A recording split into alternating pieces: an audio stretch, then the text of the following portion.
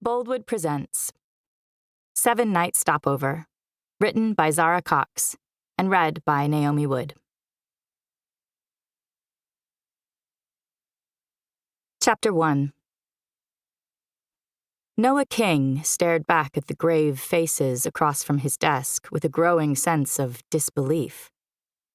For several seconds, he was sure they were joking. But then nobody, least of all he, was laughing. Let me get this straight. You three are here to stage some sort of fucking intervention? Gabriel shrugged. Mike folded his arms in a defensive gesture that hadn't changed since the 4th grade.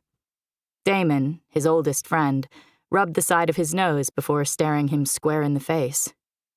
Noah knew he wouldn't like what came next. Not that he liked what they'd just announced. "Take it easy, man. We're just watching out for you," Damon said. "By ambushing me in my office? What are you, the Real Housewives of corporate America?" Mike laughed, then sobered quickly, his palms out in a chill man gesture when Noah glared at him. "Damon's right. We're worried. You haven't been yourself for a long time now." "Yeah, I wonder why," Noah cut across him, his insides clenching with the effort it took just to breathe through the vice around his heart and the anger boiling in his gut. The 3 guys, his best friends until exactly 5 minutes ago, exchanged wary looks. Gabriel stood and paced a few steps to the window before turning to face him. "Noah, buddy, it's been 2 years," he said quietly. "Damn it, I know exactly how long it's been." His tight smile held no mirth. What I didn't realize was that I was on a goddamn clock. "I told you he wouldn't make it easy," Mike muttered. "Yeah, you two should have listened to Mike and killed whatever it is you're cooking up," Noah growled. Bitterness still burned like acid, and he would have given his right arm not to be having this conversation. "Hey, that wasn't what I said," Mike protested. "I don't give a fuck what you ladies decided on your way over here. This, whatever this is over.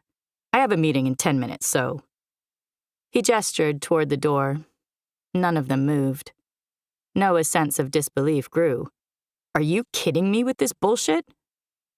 Damon grimaced. "Yeah, we're not leaving, pal. We kinda made a pact." The back of Noah's neck tightened.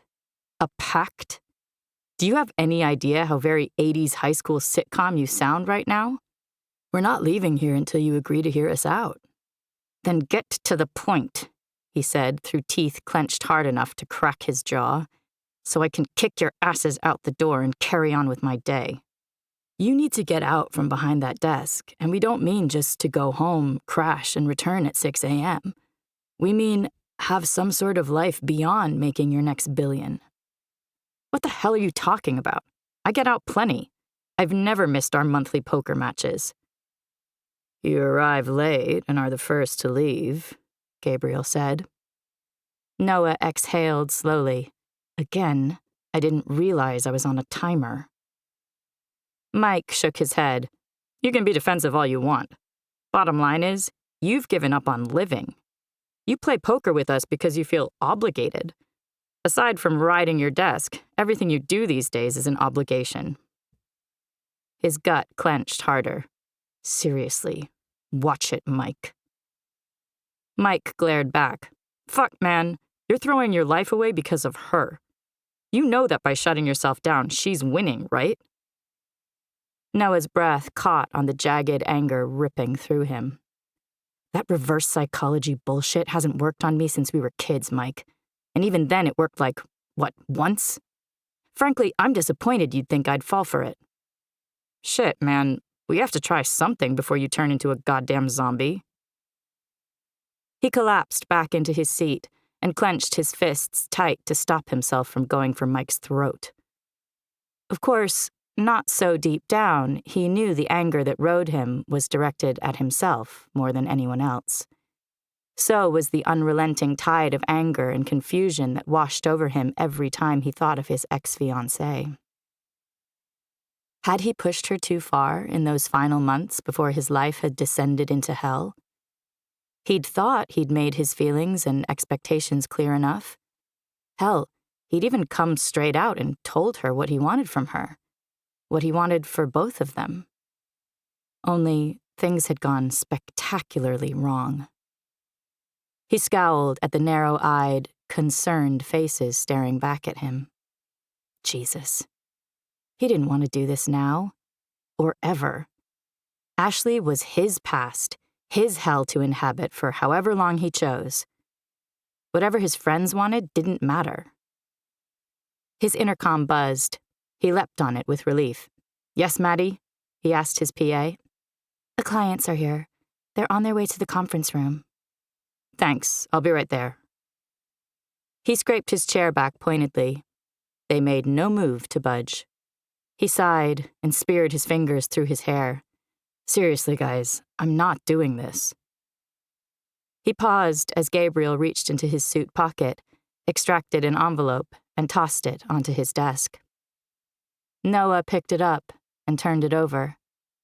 The indigo-colored envelope looked expensive, and normally he would have used a little care in opening it. Right now, though, he felt no compunction in ripping it open. The contents made him grunt in disbelief. No. Hell, this was the last thing he needed. There was a reason he'd been so careful not to put himself in a situation like this. A reason he didn't let the hunger within take over. "Show some appreciation, man. We shelled out $250,000 each to get you that ticket." "Then get a refund," he snapped at Gabriel, then immediately regretted it. He didn't want to be drawn into a lengthy argument, but the last thing he wanted was to cause offense. The three guys eyeing him with varying degrees of concern were the same who'd stuck by him 2 years ago. They had his back, whether he liked it or not, and they were stubborn enough to remain put when he wanted them gone. Shit. I can't do this. I'm keeping 7 Japanese businessmen waiting who will consider it an insult if I'm any later than I already am. I'll give you my answer on the next poker night. It'd still be a no, but by then he'd have found a way to refuse without pissing his friends off. Mike shook his head. The stubborn streak which had seen him battle through a shattered ACL and shattered dreams to head one of the most successful baseball teams around in full residence. "No can do. Like I said, we made a fucking pact." Noah hung on to his patience by a very thin thread. "Did you pinky swear, too?" Mike shrugged. "You can snark all you want, as long as you say yes." He looked down at the invitation. He knew about the Indigo Lounge, the A-class, adults-only clubs operated from luxury super jumbo jets. There was no way he'd let himself be talked into taking the trip. For 2 years, he'd managed to stay away from temptation, to avoid the urge to lose himself, to indulge. No way. His hand curled over the thick envelope. "Okay, you win. I'll go." Shocked faces stared back at him. Then Damon's eyes narrowed suspiciously. "You're not jerking our chain. Because if you're humoring us so we'll leave..." He maintained the poker face that had won him more games than he cared to count. "I said I'd do it. Now, can I get on with the rest of my day, or are you going to break out the tutus and perform the nutcracker for my enjoyment?" "Fuck," Gabriel huffed. "You've just proven that we were right to worry about you. Your imagination has strayed very deep into Tim Burton territory." He tugged on his custom-made Armani jacket before turning for the door. "See you at poker on Thursday. And don't even think about coming up with some lame excuse to cancel the IL trip. We may be buddies, but don't think I won't sue your ass if you let my money go to waste." The other two delivered equally pithy warnings before they exited. Even before he strode down the hall towards the conference room, Noah had come up with several plausible reasons to turn down the invitation. If worse came to worst, he'd refund them the cost of the ticket with a firm no thanks.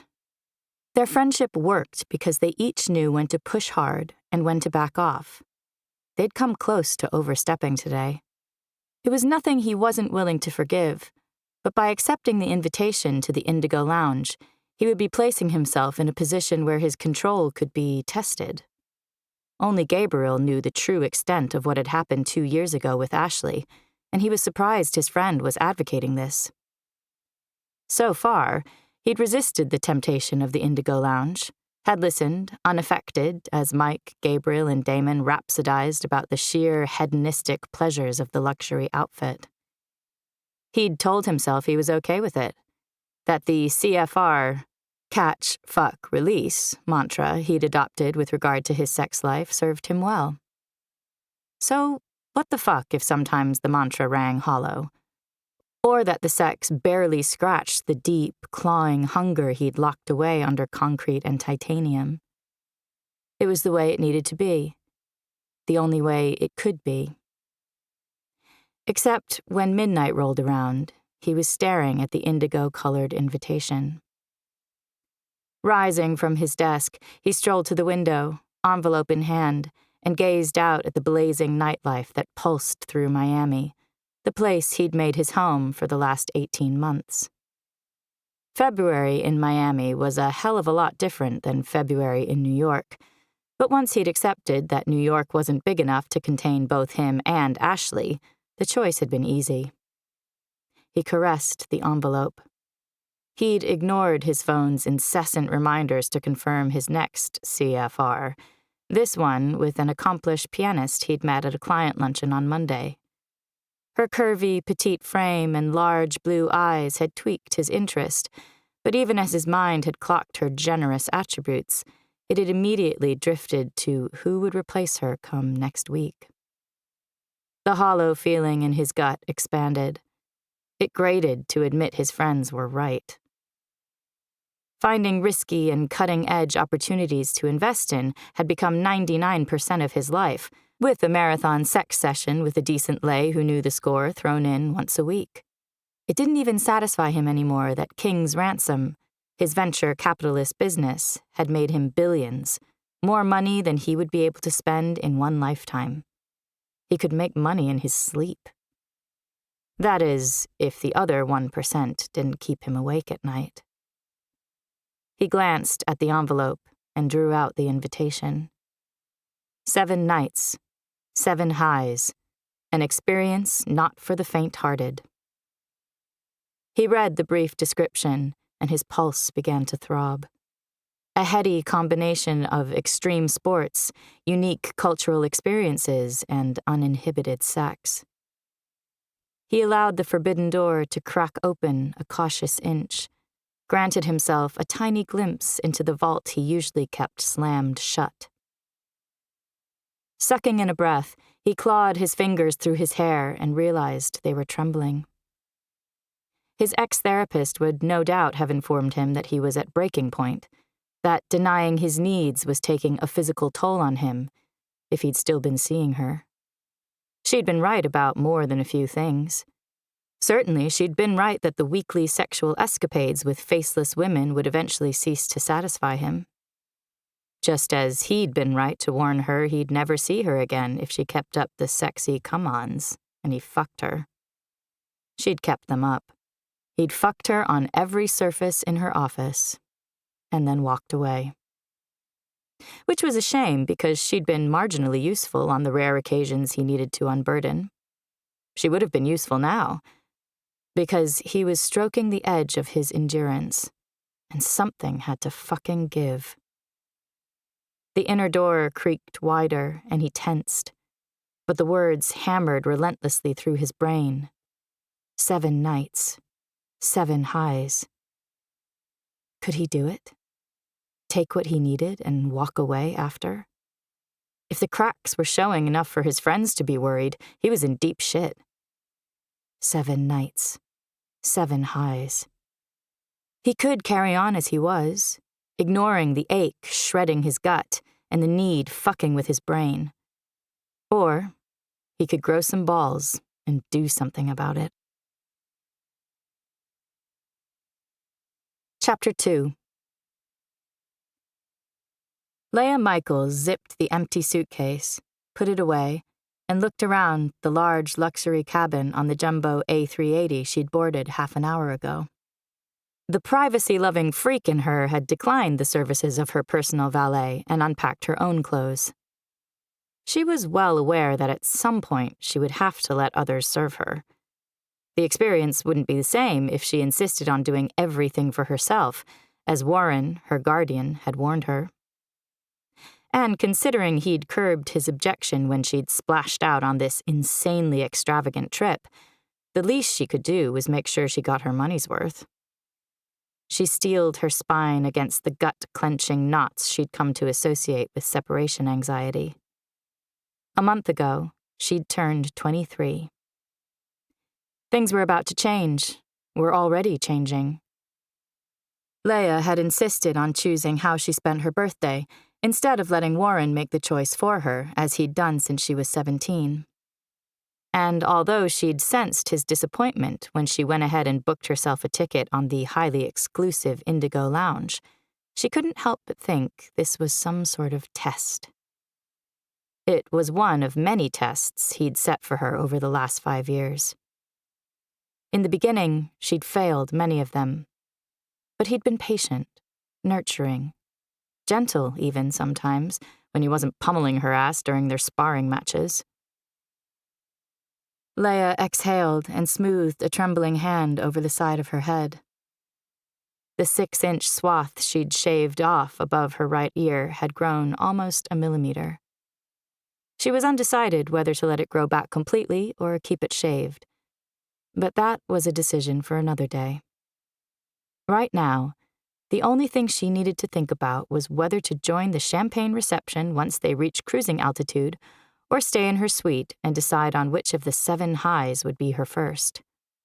Every self-preserving nerve screeched at her to stay put in her suite, to stay safe.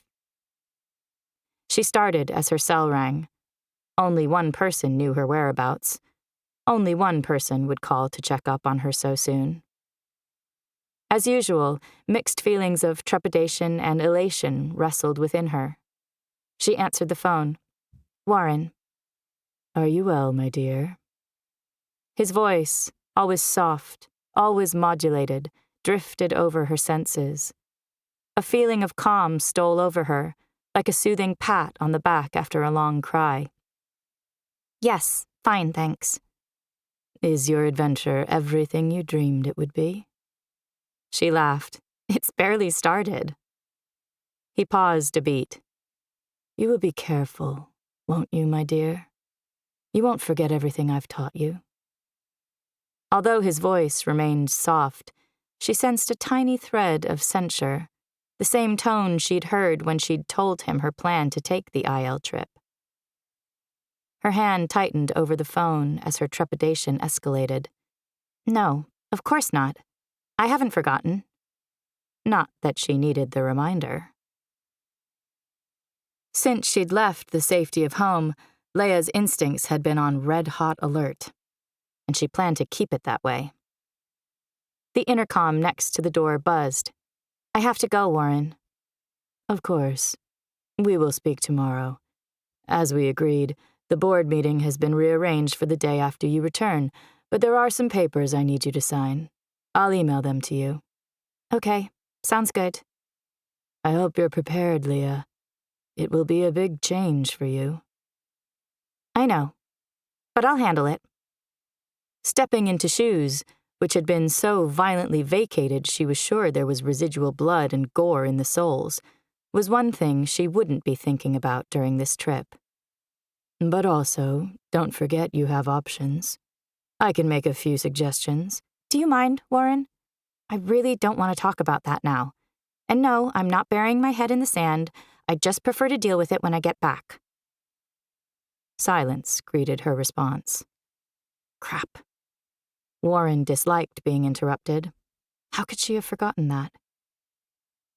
Very well. As you wish. Thank you for calling to check up on me. Of course. You're precious to me, my dear, he said. Her heart shuddered at the wealth of meaning behind the simple words. at the subtle changes she'd begun to notice. Bye. Slowly, she hung up and breathed deep. Her mind slid toward what she'd labeled the next step, but she pulled herself back. There would be more than enough time to think about it later. The buzzer sounded again. Smoothing her hand over her black leather pants, she went over and answered it. Bjorn, her personal valet, smiled. Miss Michaels, the pilot has just announced that we're at cruising altitude. Would you care to be escorted to the ozone bar for cocktails? Sure. But I can find my own way there, thanks. Are you sure? It's really no bother, he insisted. You need to let go a little. Face your fears. On second thoughts, I'd love to be escorted. Great. I'll be right outside when you're ready. Since she'd dressed before unpacking, there was nothing left to do but slip her feet into the black Louboutin heels that she'd splurged out on a week ago in anticipation of her trip, open the door, and step into the corridor. This way, Miss Michaels. Bjorn, blonde and buff, with a smile that lit up the whole plane, stepped forward and shut the door for her. Thanks. Leia waited for the flash of warning, of danger, and breathed a sigh of relief when her senses remained calm. She walked alongside him, unable to stop her gaze from lingering on his well-toned biceps. The inch-thick guide that had come with her ticket had mentioned the exclusive use of the valets in every way. The sex part of the guide had made her stomach dive and quiver anxiously, despite her determination to go ahead with the trip. But the clamoring had finally grown too loud to suppress. The need had surpassed the fear. She realized she was still staring at Bjorn when his smile slowly turned curious, then carnal. He moved closer, and she caught a whiff of expensive aftershave. Where's the ozone bar? She asked to divert his attention. Whether or not she would choose to take advantage of what he was offering, it was inappropriate to gawp like a bitch in heat. Even if that was exactly what she felt like lately. It's on the lower deck, 2 floors below. We can take the elevator, or we can take the scenic route. He paused beside a sleek glass elevator, one golden eyebrow raised. The thought of being confined with him in the small space washed away a layer of the excitement that had suffused her moments ago. I prefer the stairs. His eyes widened slightly at her abrupt tone, and Leia curbed the urge to apologize. I always like to get my bearings as quickly as possible when I visit someplace new.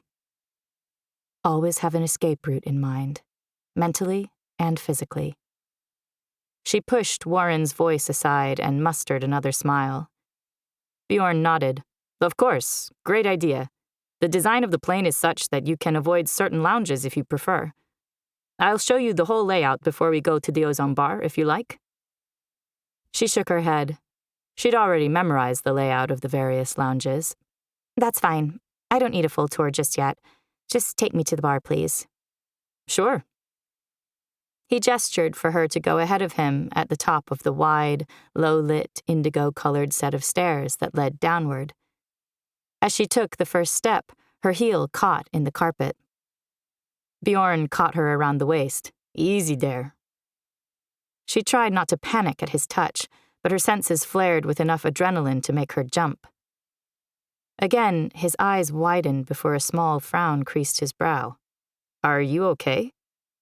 Yes, thanks. That could have been embarrassing, she said quickly. Good thing I was around, huh? His white grin flashed.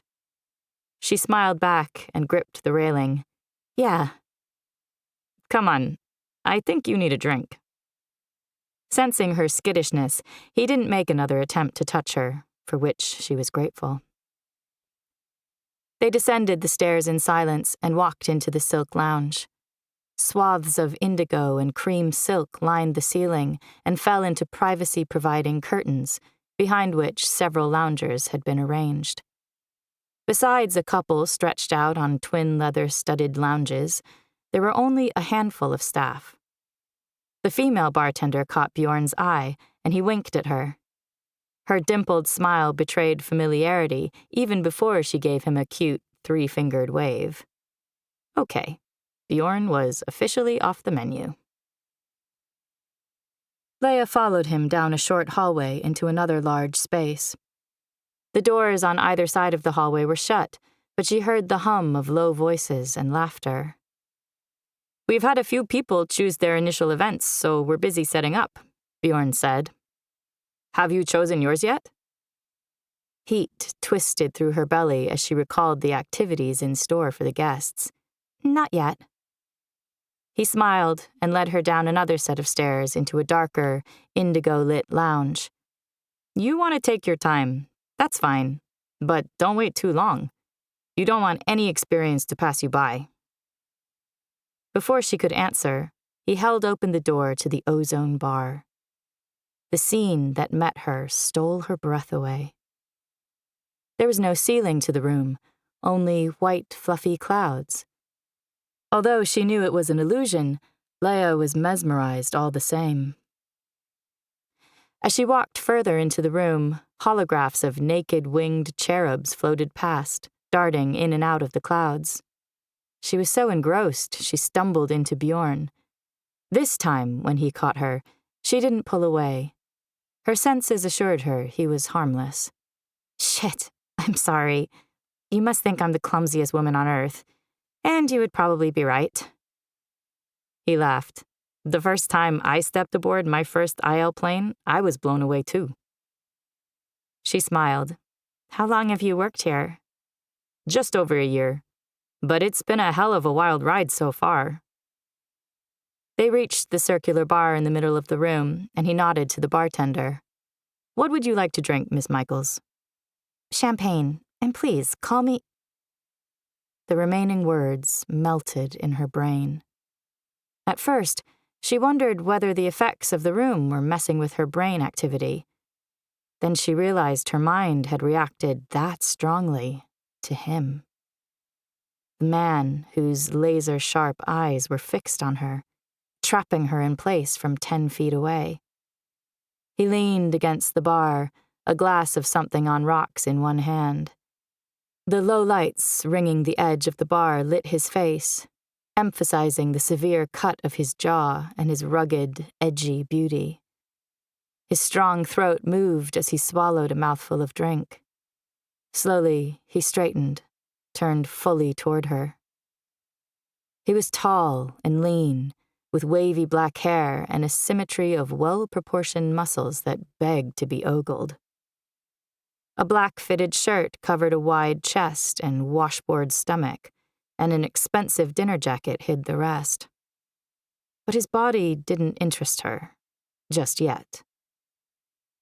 It was his face Leia couldn't look away from, his face that enthralled her to the point of speechlessness. "Miss Michaels?" She tried to shake her head. She may have succeeded, she wasn't sure. Voices buzzed around her. Bjorn may have exchanged puzzled looks with the bartender. What she was sure of was that she couldn't stop staring at him.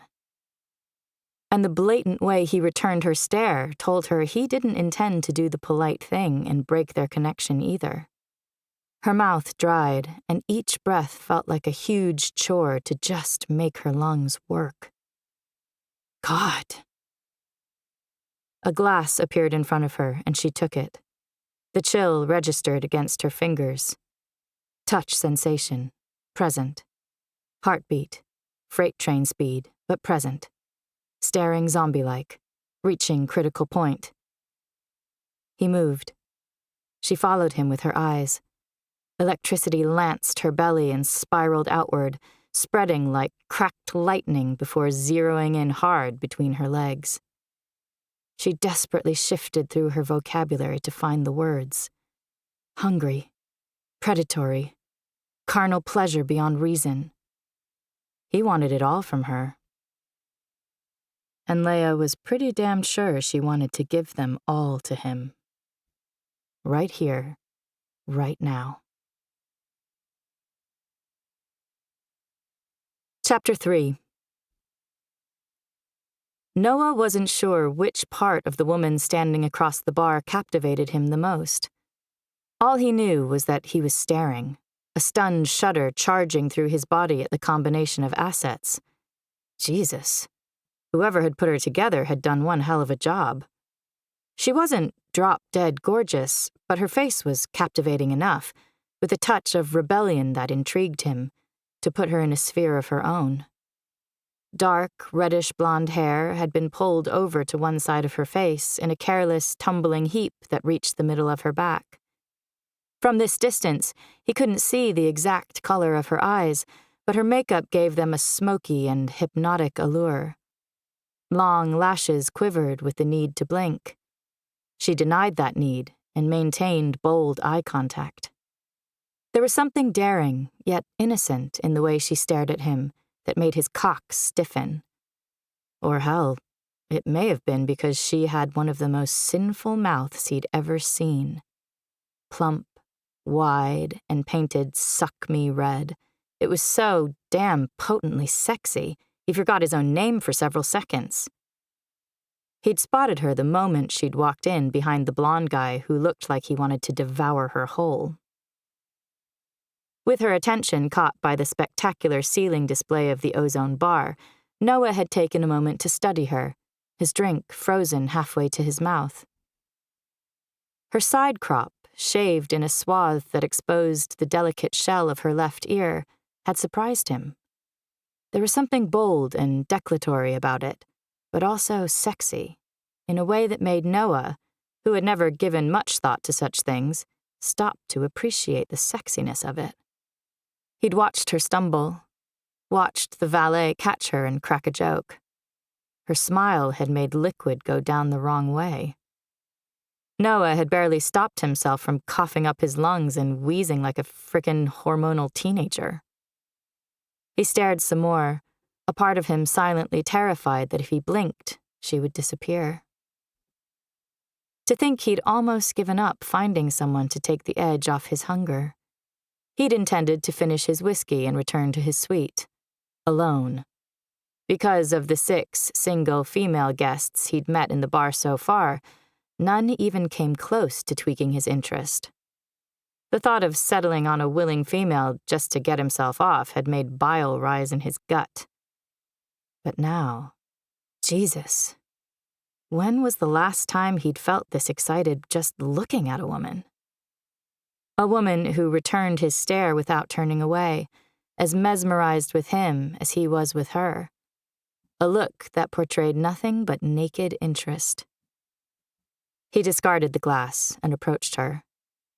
She raised her glass of champagne a fraction, as if to take a sip. Or it may have been a tiny toast to what was happening between them. It paused just below her lips, drawing his attention again to the fullness of her glossy mouth. The corners tilted upward in a saucy curve that just begged to be tasted, and his breath fractured as he imagined doing just that, and a whole lot more. Need pounded through him as he rounded the bar. Vaguely, he saw her valet's gaze swing toward him and back to her. A dark emotion fizzed through his veins at the thought of the other man laying any sort of claim on her. "Excuse us," he said, without taking his eyes from hers. The blonde guy cleared his throat. Sure. Have a good evening, Miss Michaels." Irrationally, the thought that this guy knew her name and Noah didn't irritated the hell out of him. Noah compelled her not to look at the other guy, not to look at anyone but him. Her lips parted, but no words emerged. His irritation abated a little when the valet took the hint and walked away. Her scent drifted into Noah, a mixture of crushed lilies and designer perfume. He breathed in deep and felt his pulse thunder. He closed the gap between them until he could see the color of her eyes. Gray, with a touch of blue. So wide, so alluring. He'd always thought that only soppy morons confessed to wanting to get lost in a woman's eyes. Hell, he wanted to die in her eyes. The DJ upped the tempo of the music. She jerked and swallowed, awareness of their surroundings suddenly swimming into her eyes, threatening to break the moment. Her lids started to lower. The sense of impending loss hit him hard. "Don't look away." She blinked and shook her head. Swaths of hair fell over her arms, caressing her bare golden skin. "I'm sorry. It's not polite of me to stare like this." Her voice was low, husky with emotions slamming around inside her. The same emotions that were roaring through his bloodstream.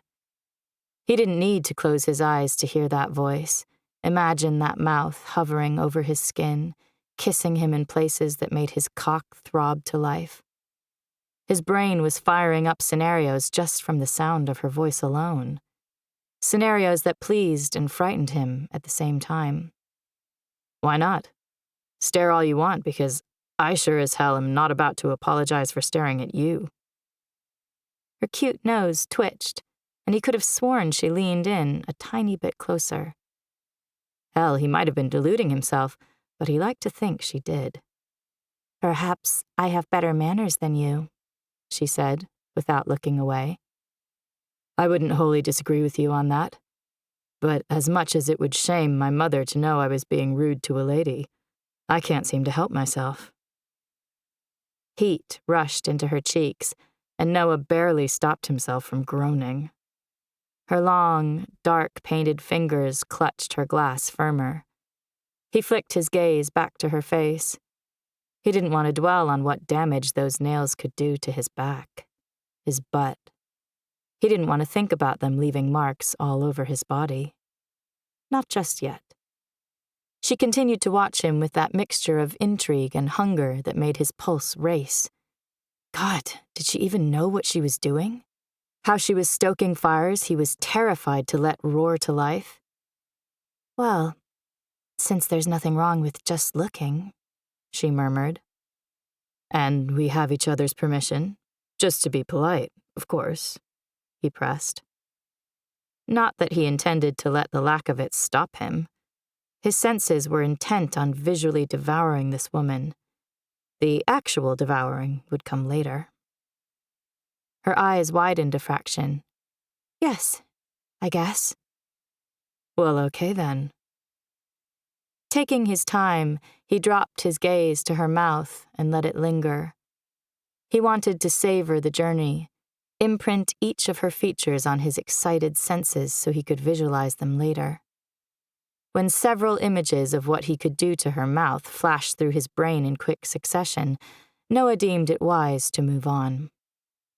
His gaze slid down to her throat. Her skin glowed like warm silk, as if she spent time in the sun. Would she have tan lines, or did she indulge in the ultimate sun worship? Move on before you make an idiot of yourself, King. Her sleeveless white lace top stretched across her breasts, emphasizing the delicious mounds. Small, pert tits. He filed that observation away, traveled lower, and froze. Dear God, she was wearing leather. Skin-tight leather that lovingly molded her hips, lean thighs, and calves. His gaze reached her heeled feet and traced a path back up her body. The second run was even better than the first. Small breasts and leather, two of his major weaknesses. The throbbing, which had started in his groin the moment he'd laid eyes on her, roared into a bona fide pounding. Through the loudspeaker, the pop version of John Legend's All of Me filled the room. Noah looked back up in time to see her conducting a blatant survey of her own. Her gaze traveled from his face to his chest, abs, and all the way to his feet, then back up. She lingered on his crotch. Her cheeks reddened a little more at the blatant evidence of his arousal, but she didn't move her gaze. That little nose twitched again, and a puff of breath left her lips. This time, he couldn't stop the rough sound that burst through his throat. He plucked the glass from her fingers and set it on the counter. His fingers brushed hers in the process. and she jerked. "You're being rude again." Noah shrugged. "You didn't seem all that interested in the drink. Besides, it's more cool than chilled right now, and champagne should be enjoyed immediately, or the joy goes out of it." Jesus, was he really standing here discussing the perfect drinking temperature of champagne like some snooty etiquette junkie? His ex had been the one who'd concerned herself with social bullshit like that. "I'm sure I had another 5 minutes before it went flat." She looked at the glass, but made no move to pick it up. Legend crooned about curves and edges. Noah struggled not to check out her curves just one more time. "Dance with me," he said abruptly. What the hell? He hated dancing. Hadn't come remotely close to a dance floor since senior prom. And that had been because he'd wanted to soften Emily Bianchini up a little before he taught that cock-teasing princess a hard fucking, pun intended, lesson in the back of his hired limo. But short of grabbing her delicate wrist and dragging her off to a dark corner to explore those incredible curves, dancing was his best solution. He couldn't stand this close and not touch. Dancing gave him an excuse to touch. Because he had to put his hands on her, make sure that his mind wasn't playing tricks on him, that she was real. She shook her head. "I don't dance. Sorry." The apology was tacked on, almost as an afterthought. He suppressed a smile. "Neither do I. But if we stand here any longer eyeballing one another, something will catch fire. And at 30,000 feet, I don't think that's a very good idea." She laughed. He caught a flash of silver. Noah was pretty sure his vision blurred for several seconds. His breath whistled through his teeth as his brain computed what he was seeing. A stud. She had a fucking tongue piercing. The idea of what that silver stud could do to his cock froze his thought processes, then blitzed anticipated pleasure through his already roaring bloodstream. When he refocused, she was staring straight at him, the laughter wiped from her face. Fresh hunger slammed into his gut, then clenched tight in a vice as awareness blazed in her eyes. "Dance," he croaked. "Yes."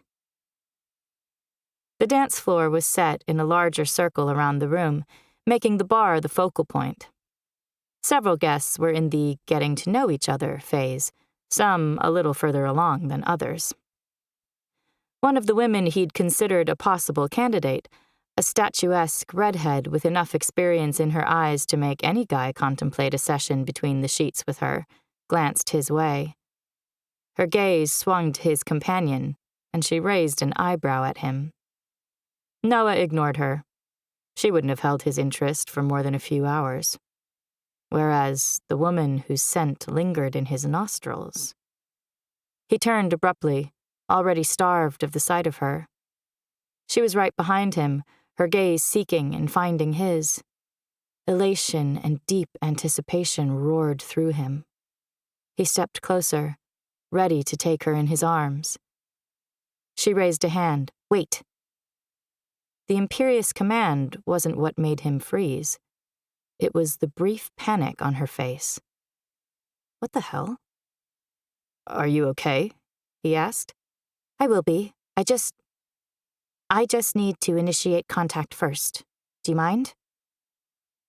Shock slammed into him, followed swiftly by the realization that A, he didn't mind, and B, she wasn't really asking him, but telling him. He'd need to address that when they entered the bedroom. He nodded slowly, every atom in his body on edge and intrigued. "Go for it." She licked her lower lip and stepped close. Propriety would have dictated that she place her hand on his shoulder or his waist. Instead, she splayed her fingers over his belly. His breath hissed as fire exploded from the point of her touch. He stood rock still and let her fingers drift upward over his chest, between his pecs, and up the side of his neck. He had no idea what was going on here, But hell, if he didn't want to stand there and keep living it.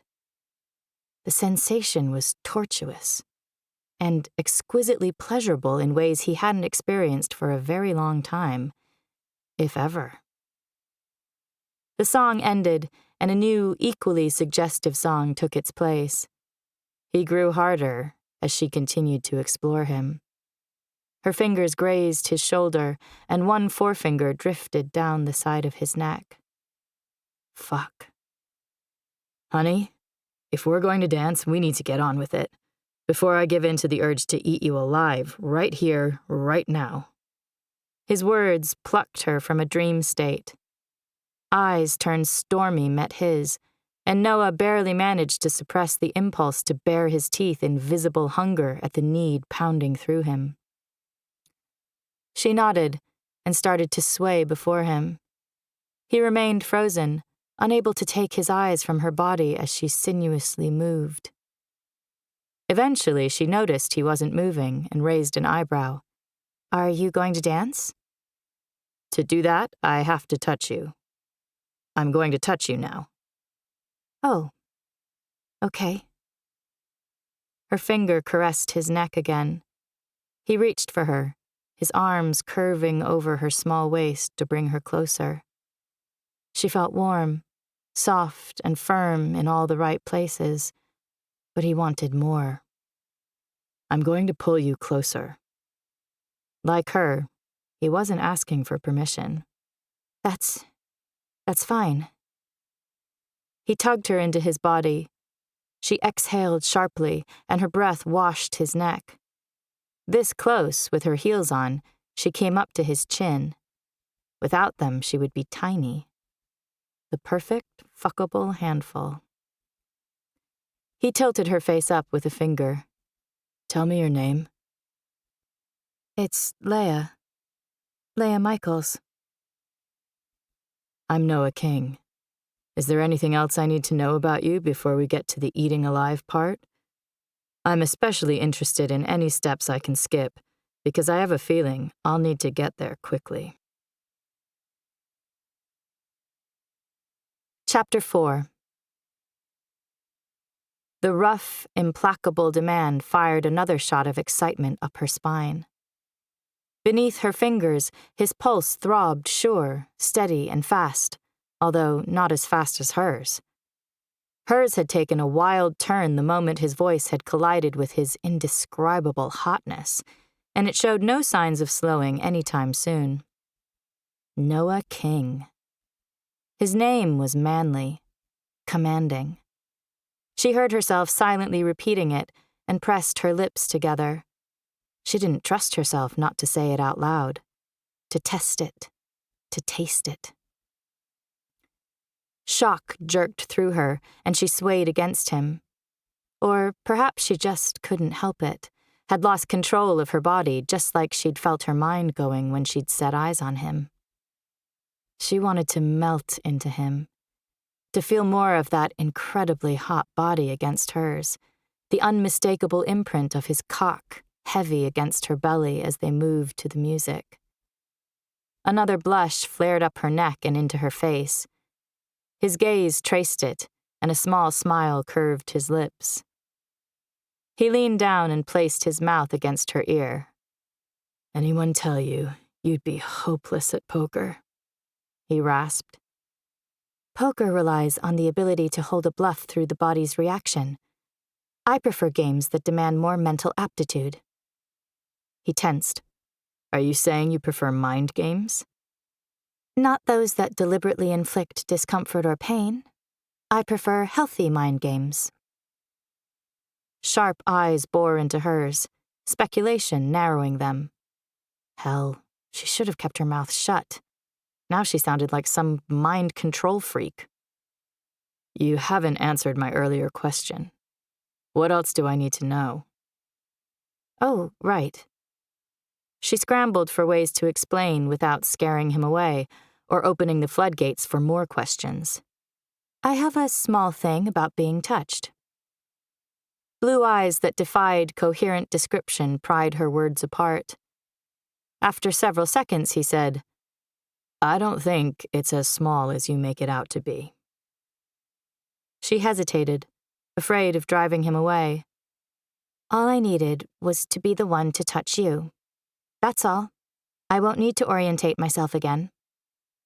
You mean, now you've touched me, I can touch you back anytime I want?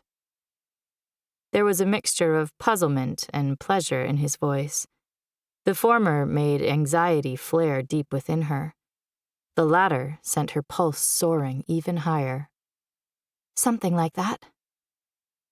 His answer was to squeeze her tighter. That's good to know, Leia Michaels. She looked up, and he stared down at her, assessing. They gave up any pretense of dancing and just swayed to the music. His hand drifted down her back to the waistband of her pants. The knowledge that his hand was a few scant inches from her ass slowly coiled tension in her stomach. Whatever she'd imagined when she'd signed herself on this trip had been blown to smithereens in a few short minutes. Clawing hunger sank deeper hooks, sending sparks to her clenching sex. There was a time when Leia had thought she would never feel this way. Never get over her turbulent past to even contemplate the idea of sex again. So much so that she'd been surprised when the hunger had started a few months.